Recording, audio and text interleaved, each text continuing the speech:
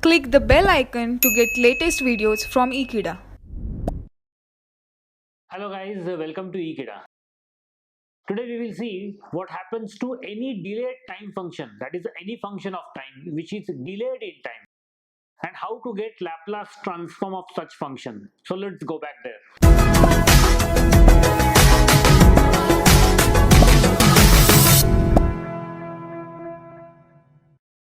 Well, here you can see the topic is any delayed time function like f of t. So let a time shifted function which I have taken is f of t minus a, and I have multiplied it by u of t minus a. Now what happens after multiplication is there is no part on the negative side, because this u of t minus a is nothing but shifted unit step signal, and definitely it will be on the right hand side, and so that is nothing but multiplied to my function. So my function also will be shifted to right hand side. So the transform of above term or this equation or this expression, let us write it. And if I write the transform, that is nothing but going to be capital F of s, because it's a Laplace transform, and the formula is 0 minus to infinity f of t dash. Now why I have taken t dash? Because I want t minus a. The basic formula of Laplace transform is f of t into e raised to minus st dt.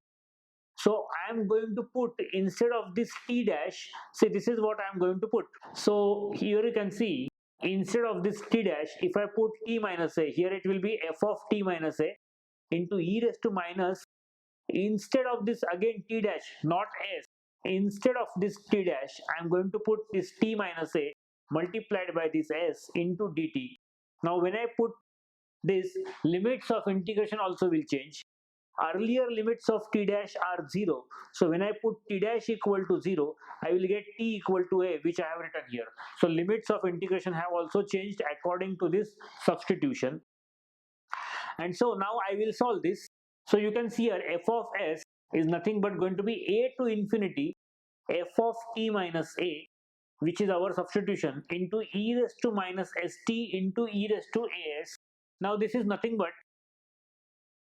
I have separated these two terms. This is e raised to minus t into s and e raised to plus as, or e raised to minus st multiplied by e raised to plus as. Now this e raised to s, see, integration is with respect to time, so I can take this e raised to as. As is not function of time, so I can take this e raised to as term, this particular term outside, which I have taken here, and you can see I have again changed limits of integration from 0 to infinity. The reason is I can do this if I multiply this signal by u of t minus a. See, earlier it was a to infinity. Now I am taking from 0 to infinity, but I am multiplying this signal here by u of t minus a. It is one and same, because u of t minus a is nothing but shifted unit step signal at t equal to a.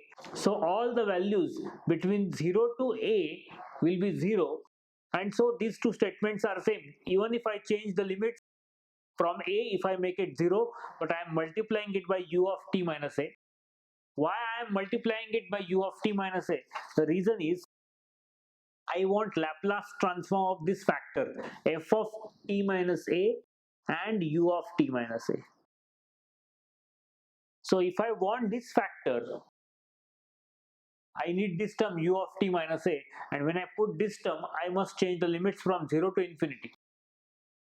And now you can see this factor which is inside the integral, which is f of t minus a as well as u of t minus a into e raised to minus st into dt, is nothing but Laplace transform of f of t minus a into u of t minus a. So f of s on the left hand side is nothing but equal to e raised to as into Laplace transform of this particular term, because this is the Laplace formula. And now what I will do, I will take this e raised to as on left hand side, it becomes e raised to minus as into f of s, or f of s is nothing but Laplace transform of f of t. It is one and same again, these two terms are same, and on right hand side the same term is there. Now what is the meaning of this complete statement is also I have written.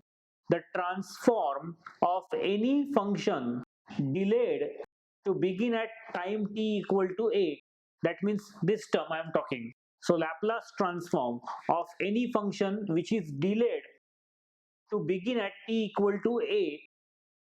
What is that Laplace transform? That Laplace transform is e raised to minus as times. So this is e raised to minus as times the transform of the function when it begins at t equal to 0, because Laplace transform of f of t means it begins at t equal to 0. Here it begins at t equal to a. So we have to just, if I want Laplace transform of a delayed time function, I will get it provided I multiply f of t, means the function which starts from time t equal to 0, by e raised to minus as. So it's quite simple, meaning this is a delayed signal. If I want Laplace transform of it, I will get it by applying time t equal to 0. Only thing is I have to multiply it by e raised to minus as. It has one more meaning. If I put this f of s instead of this Laplace of f of t, I can, obviously it was earlier, it was there. So if I put f of s, what I will get is e raised to minus as into f of s. Yes, because what I'm going to do now is I'm going to take Laplace inverse. After I substitute Laplace of f of t equal to f of s, I'm going to take Laplace inverse. So here this Laplace will vanish and only f of t minus a u of t minus a, that is original signal, will come. So this scenario is something like, if I have function in S domain, that means already I have taken Laplace transform. So the function obviously is now in S domain, and now I have to convert it back to time domain. That means I have to take inverse Laplace transform.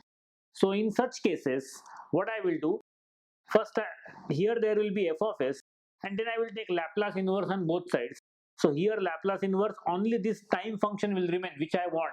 That means I want now function in time, which is generally our last step in Laplace transform problems. So to get our original function in time domain, generally we take Laplace inverse. And if I take Laplace inverse, so that is that term whose Laplace inverse will be taken will be of this form, e raised to minus as into f of s, and that Laplace inverse will be f of t minus a multiplied by u of t minus a. Now here it is e raised to minus as, so here it is going to be f of t minus a. If it was e raised to plus as here, then it will be e f of t plus a and u of t plus a. So this formula will definitely help us for Laplace inverse of any shifted or time shifted function. There is one small circuit. At time t equal to 0, a pulse of width a is applied. Now this is a new thing to us. A pulse of width a means what we have to calculate, and that pulse is given to us as u of t minus u of t minus a. Now obviously we will have to take Laplace transform of this. So Laplace transform of u of t is, all we know is 1 upon s. But how to get Laplace transform of u of t minus a? So for that we will use the formula that we just derived. So how to get Laplace transform of this? So let's go back to this page again. Here you can see Laplace transform of this particular term is nothing but e raised to minus as multiplied by Laplace transform of the function which is without shift. Now our function is u of t minus a. So it is u of t minus a. So its Laplace transform will be e raised to minus as, definitely. So we'll write that e raised to minus as first. Then it will be multiplied by Laplace transform of f of t. Now our f of t is u of t minus a. This is our function. Well, this is the formula that we are using. Laplace transform of u of t minus a is going to be, the shift is given by e raised to minus as. So this e raised to minus as is what we have written. And it should be multiplied by Laplace transform of f of t. So here it will be, because our function is only u of t minus a. Now here it will be Laplace transform of u of t, and Laplace transform of u of t is 1 by s. So it is going to be by s. That means time delayed or time shifted function. There is a time shifted unit step function, and the Laplace transform of this function we have got directly by using this formula, because this formula says that if you need Laplace transform of a time shifted function, you will get it, just multiply it by e raised to minus as and Laplace transform of the function without time shift. So that without time shift is nothing but u of t, and the Laplace transform of u of t is 1 by s. So here we have got both the transforms, but our signal is u of t minus u of t minus a.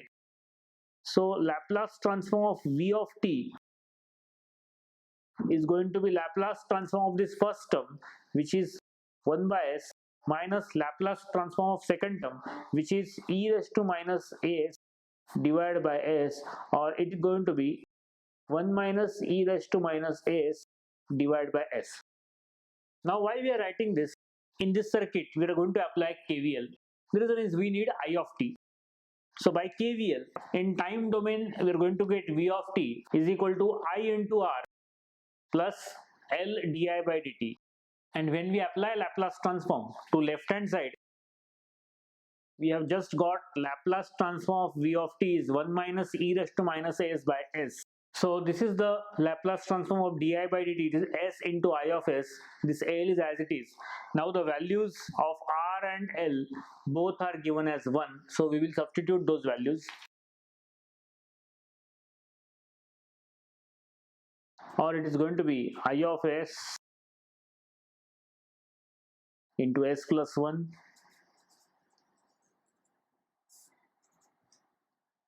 or this I of s is nothing but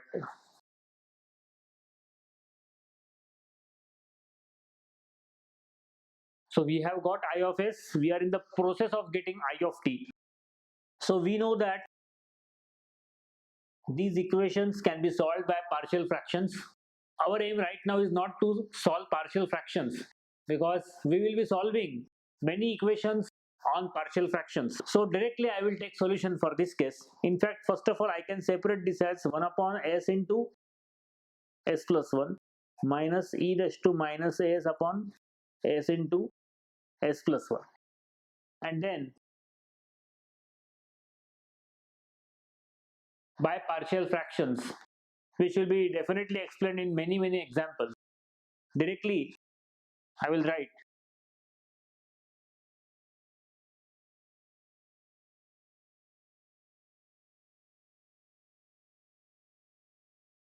now this is the expression which I get after applying partial fractions. So how to apply those partial fractions is very easy. I will just tell you this first term 1 upon s into s plus 1. Let this 1 upon s into s plus 1 is something like a upon s plus b upon s plus 1. And then if I take all these terms on right hand side, I get 1 equal to a into s plus 1 plus b into s. And now if I compare the coefficients, see on the right hand side there is only numerical digit 1. So there is no coefficient for s. So s coefficient, if I compare, it is going to be 0 because on left hand side there is no s coefficient. On right hand side there is, this is a into s, so it is going to be a, plus b into s, so it is going to be b. Well, if I compare constant terms, then on left hand side is going to be 1, on right hand side it is going to be a into 1, that is a, and there is no term called as b, so only one term is there. So a is equal to 1 is what we have got. So if a is equal to 1, this implies that b is equal to minus 1. So a is 1 and b is minus 1, which we have got. A is 1, b is minus 1. So 1 upon s into s plus 1 is going to be a is 1, so 1 upon s minus, because b is minus 1, it is minus 1 upon s plus 1, which is I have written here. Similarly, these two terms have been solved by using partial fractions, so we'll not go into details of that. What is important for us is this expression I of s, and now we have to apply, let us give the name as equation 1, and let us apply inverse Laplace transform to equation 1. So here it is going to be 1 by s means u of t, then 1 upon s plus 1, we all know from the formula sheet. Now when I take inverse Laplace transform for this complete term, for 1 by s we know it is u of t, because if you see the formula sheet, 1 by s If you go reverse way, you get u of t. And then if it is 1 upon s minus a, it is e raised to plus at. In our case, it is 1 upon s plus a. So if it is s plus a, we are going to get e raised to minus at. So it is easy for first two terms. Now what about remaining two terms? This is e raised to minus as into 1 by s. Now we have derived one particular formula just now, which I told you, that Laplace inverse of e raised to minus as into f of s. So this is nothing but now going to be Laplace inverse of e raised to minus as into f of s. F of s will be 1 upon s here, and it is going to be 1 upon s plus 1 here. So we will solve it term by term. So Laplace inverse of 1 by s is going to be u of t. Second term is 1 upon s plus 1, and it is going to be e raised to minus t, we can say, because it is e raised to plus, this is 1 upon s plus a, so it is going to be e raised to minus at, because a is going to be e raised to minus t. Well, you can multiply this by u of t. Well, the third term is e raised to minus as upon s, so let's get the Laplace inverse. So here we will use this formula, Laplace inverse of e raised to minus as into f of s. So it is Laplace inverse of e raised to minus as into f of s. F of s will be 1 by s, is nothing but f of t minus a into u of t minus a. So here it is going to be Laplace inverse of e raised to minus as divided by s, and that is going to be equal to f of s. It is going to be f of t minus a. Now our f of s itself is 1 by s in this case. You can see this is 1 upon s. So for that 1 upon s, we will simply use u of t minus a. So here it is going to be u of t minus a, because f of s is 1 by s, and so the answer is u of t minus a. Well, the fourth term is e raised to minus as divided by s plus 1. So here, if you compare this with our original formula, it is e raised to minus as into f of s. So in this case, f of s is going to be 1 upon s plus 1. And our formula says that Laplace inverse of this is f of t minus a. So if f of s is 1 upon s plus 1, now what is Laplace inverse of 1 upon s plus 1? It is going to be 1 upon s plus 1, it's going to be 1 upon, the Laplace inverse of this term is going to be e raised to minus 1t or e raised to minus at. But, so this formula says that Laplace inverse of e raised to minus s into f of s is f of t minus a into u of t minus a. So for 1 upon s plus 1, it is going to be e raised to minus, because it is plus sign here, it's going to be e raised to minus. Then here it is t minus a, so we'll write directly here as t minus a, and then multiplied by u of t minus a. So it is going to be, so this is how it will come. I'll repeat again, because it is 1 upon s plus 1, the basic structure will be e raised to something. Because it is s plus 1, it is going to be e raised to minus, and the formula says that function should be shifted by t or shifted by a. So it is going to be e raised to minus of t minus a into u of t minus a. So if I add all these four terms, I will get I of t. So simply I of t is going to be, subtract first two terms, third term is negative, fourth term is positive. So Laplace inverse of first term 1 by s is u of t, then minus second term is 1 upon s plus 1. So for that Laplace inverse is e raised to minus it into u of t.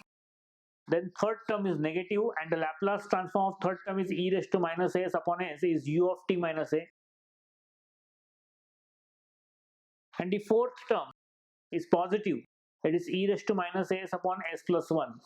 So it is going to be into u of t minus a, and that all is our I of t.